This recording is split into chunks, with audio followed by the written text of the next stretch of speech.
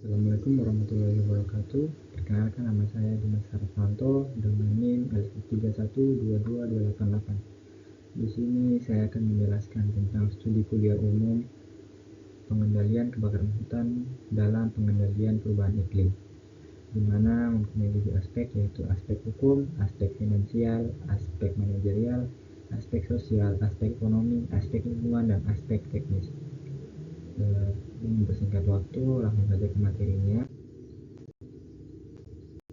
Pada poin pertama ada aspek hukum, di mana aspek hukum memiliki beberapa undang-undang, yaitu pengendalian kebakaran hutan dan lahan Karhutla diatur dalam sejumlah regulasi nasional seperti Undang-Undang Nomor 41 Tahun 1999 tentang kehutanan. Yang kedua, Undang-Undang Nomor 32 Tahun 2009 tentang perlindungan dan pengelolaan lingkungan hidup, yaitu selanjutnya Peraturan Pemerintah Nomor 4 Tahun 2001 tentang pengendalian kerusakan dan atau pencemaran lingkungan hidup terkait karhutla. Selanjutnya Peraturan Pemerintah Nomor 45 Tahun 2004 tentang perlindungan hutan,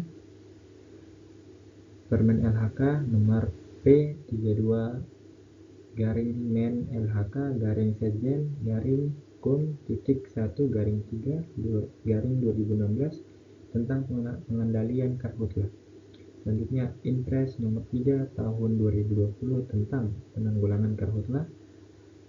Selanjutnya Peraturan Pemerintah Nomor 57 Tahun 2016 tentang perlindungan dan pengelolaan ekosistem gambut, Menko Polkam Nomor 29 Tahun 2025 tentang DEX, Koordinasi Penanganan Karhutla.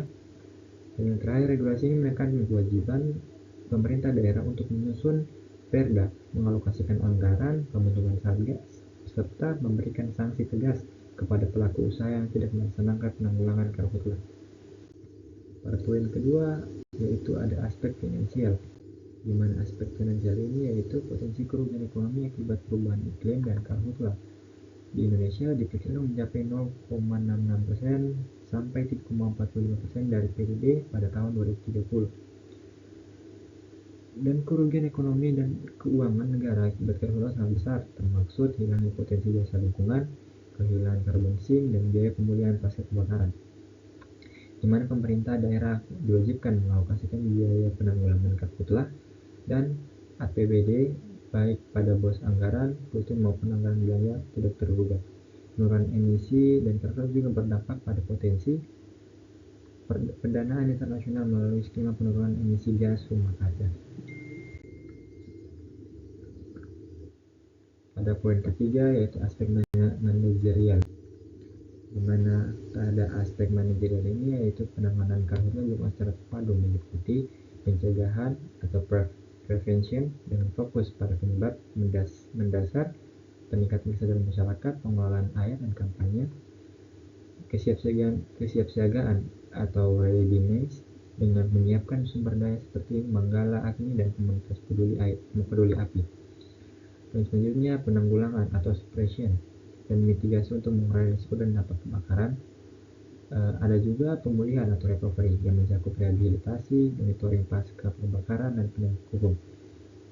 Pemerintah daerah berperan sebagai komandan Satgas Penanggulangan Karhutla, didampingi unsur TNI, Polri, dan BPBD, serta wajib melakukan pembinaan masyarakat agar berpartisipasi aktif dalam penanggulangan karhutla. Poin keempat yaitu aspek sosial, di mana pada aspek sosial ini karhutla berdampak pada kesehatan masyarakat.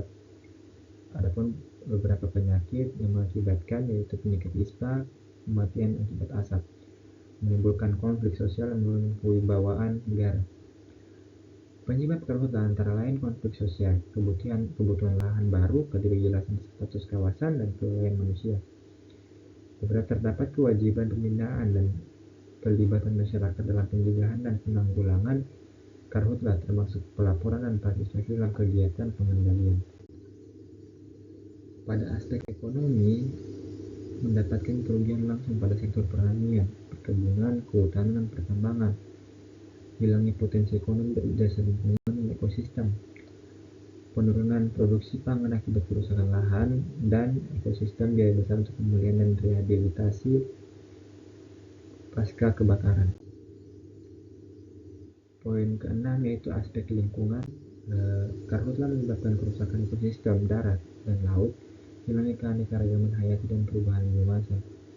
Di sini karhutlah meningkatkan emisi gas rumah kaca, berkontribusi signifikan pada pemanasan global, menyebabkan pencemaran udara, kabut asap lintas batas, kerusakan terumbu karang, mangrove dan ekosistem laut, dengan penurunan kualitas air, kelangkaan air dan degradasi lahan gambut.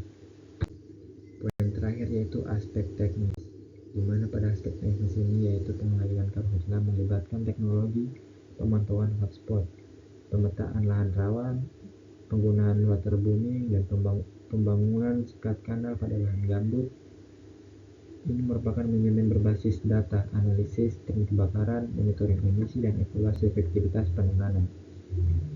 Kesiapan sumber daya manusia, menggalakkan komoditas peduli api dan sarana prasarana alat pemadam dan posko siaga. Pada implementasi sistem peringatan dini dan penyesuaian strategi penanganan berdasarkan kondisi iklim seperti El Nino. Itulah presentasi dari saya, kurang dan lebihnya mohon maaf. Assalamualaikum warahmatullahi wabarakatuh.